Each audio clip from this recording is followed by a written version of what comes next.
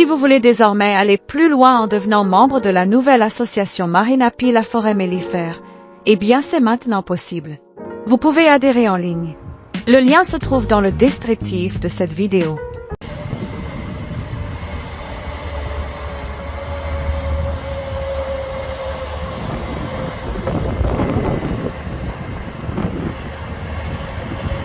Voilà, c'est le débardeur qui arrive. Alors il va mettre les chaînes.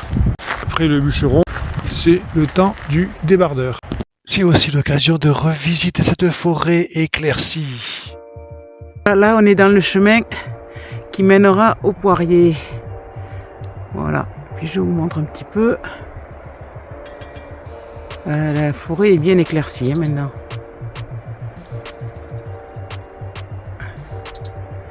On va vous montrer plus bas.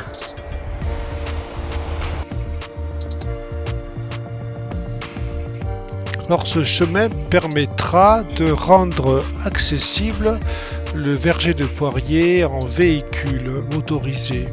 Bon là il y a encore beaucoup de troncs d'arbres partout, c'est normal, le débardeur n'est pas encore passé, mais on devine déjà que ça apporte beaucoup de lumière dans cette forêt. Donc nous avons créé des placettes forestières d'à peu près 25-30 mètres sur 25-30. Le tout a été prévu pour réaliser une sorte de damier. Cela permettra de réaliser des placettes forestières attractives pour les pollinisateurs. C'est ce que nous vous montrerons dans les prochains épisodes. Mais là aujourd'hui, on visite.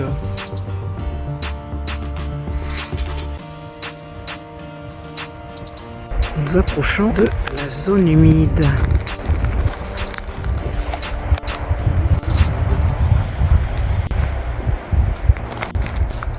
Voilà.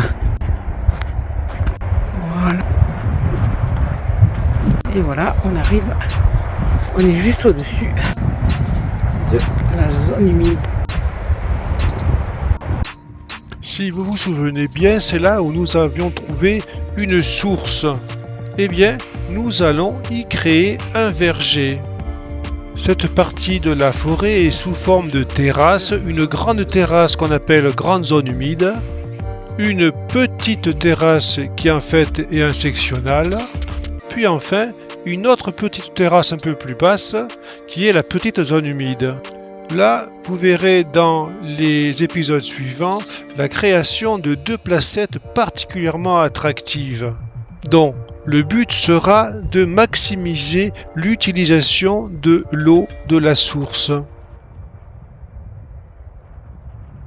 Maintenant, il faut grimper vers le verger de pommiers. Voilà, nous sommes en dessous du verger de pommiers qui est au fond. C'est les pins que vous voyez complètement au fond. Voilà, la jolie placette sous les pommiers, bien abritée. Donc là-bas au fond, vous avez la zone humide.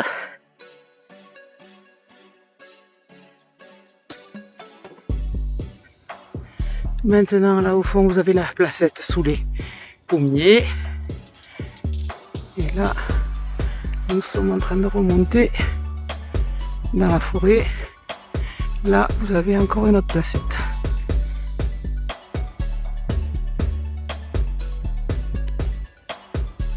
En bas, vous apercevez le petit coin des aulnes. Et là, nous avons un petit bosquet de sapinette épicière. Voilà. On reconnaît cet emplacement, la placette et la plage heureux. Donc après, il n'y a plus qu'à monter cette côte et on arrive à la draille, tout à fait en haut.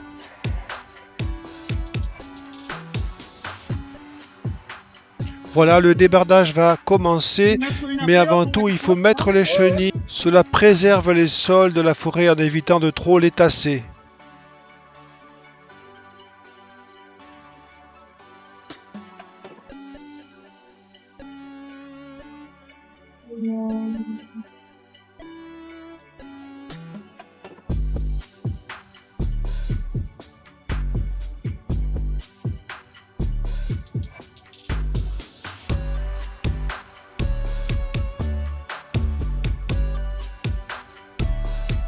À deux, ça.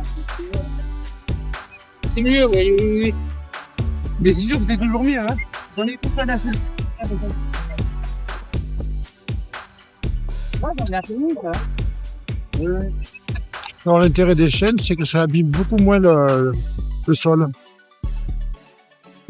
Parce que ça augmente la surface d'appui.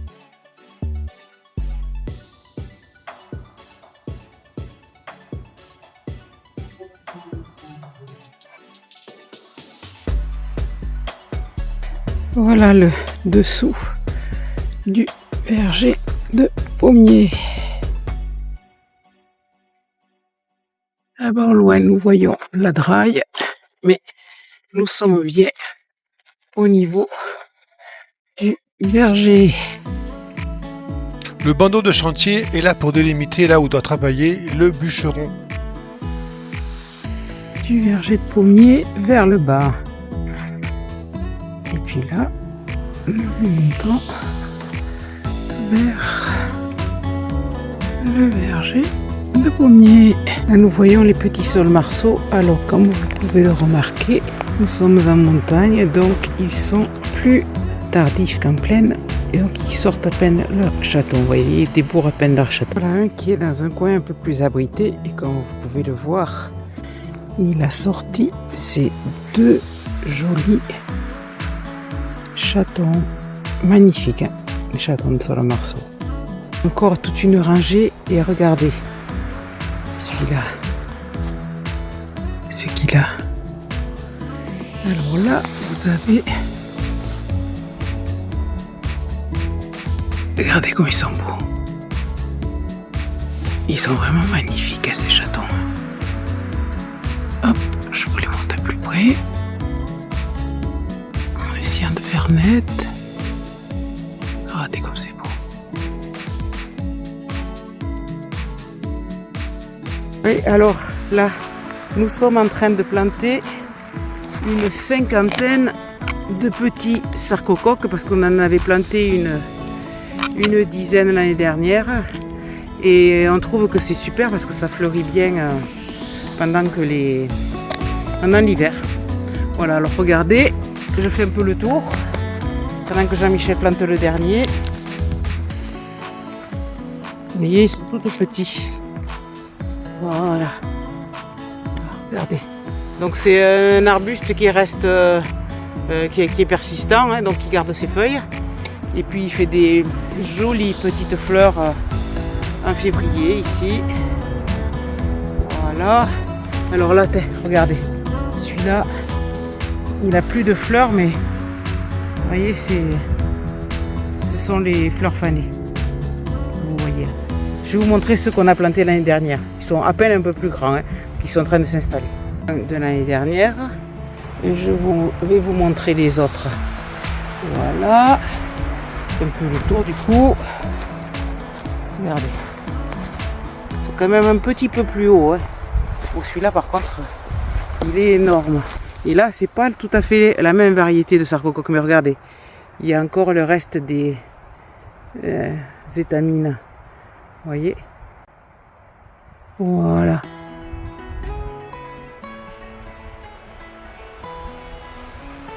Voilà, voilà. Regardez.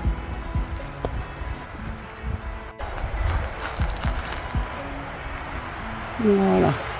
Je vous montre les autres. Et là, on va s'approcher de celui-là qui a encore, je crois, des fleurs. Alors, montre-toi, toi. Voilà, regardez.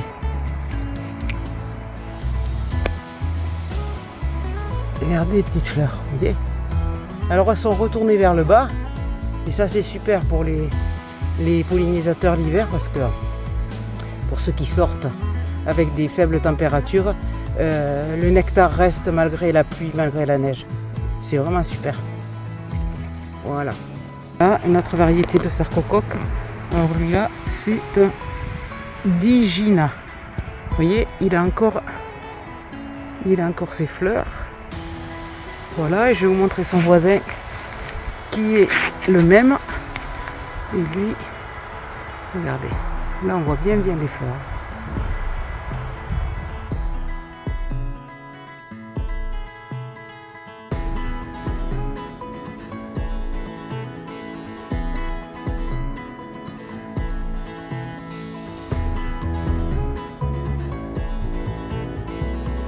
Voilà, et dans la forêt, dans le rucher découverte, regardez, elle s'active bien. Parce que là, on est bien abrité du vent. Le vent est froid. Le vent est très froid. Là, on est vraiment abrité, c'est bien. Je vais vous montrer une autre ruche. Ça, c'est la dada vitrée. Voilà. C'est la ruche Voirneau.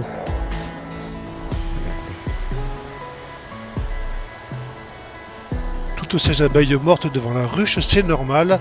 Elle est en train de se débarrasser des abeilles qui sont mortes pendant l'hiver.